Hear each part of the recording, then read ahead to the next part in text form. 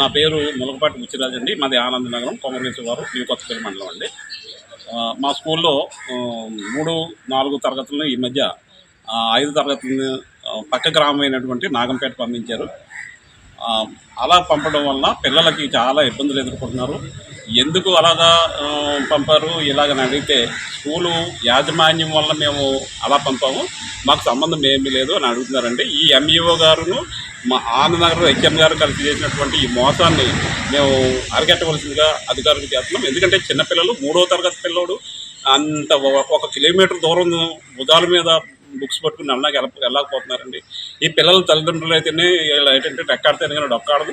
వారు ఏంటంటే ఈ పిల్లడు వాళ్ళ నాన్నగారు 6 గంటలకు పొలంలోకి వెళ్తేనే కానీ వాడిని పనిలో ఉండేవారు.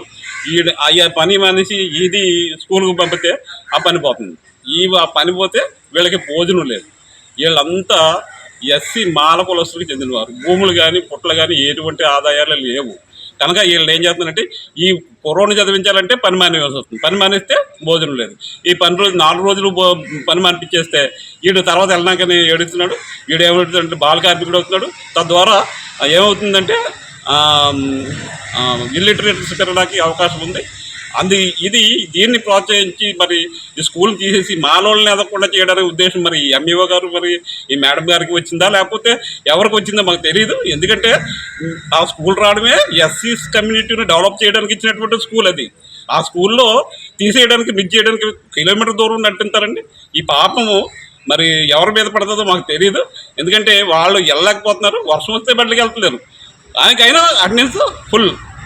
ఈ డిగ్రీ ఉంటాడు, వాడేమో అటెండెన్స్ ఉండడం వాడికి. మరి ఇది చాలా దీనివల్ల ఏమవుతుందంటే వాడికి అక్షరాలు రావట్లేదు, కొంతకాలకు బడి మానేస్తున్నాడు. బడి మానేయడం వల్ల ఈ ఇబ్బంది అవుతుంది.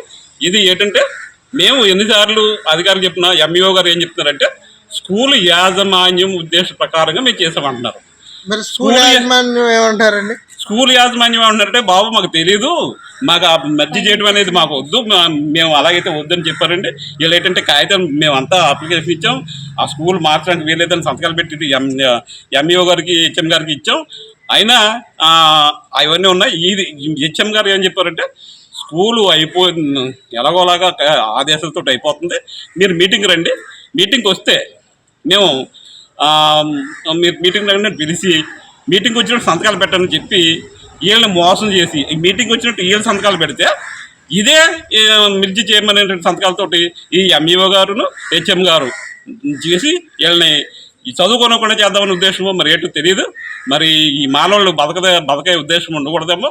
మరి పక్క గ్రామం నుంచి ఎక్కడికైనా తీసుకురావాలి కదంటే, అలా కాకుండా ఇప్పటి నుంచి 34 సంవత్సరాల నుంచి అనేక మంది చదువుకొని టీచర్స్, పోలీసులు, చాలామంది ఆయా సచివాలయ సిబ్బందిగా వారు ఉద్యోగాలు చేస్తున్నారు.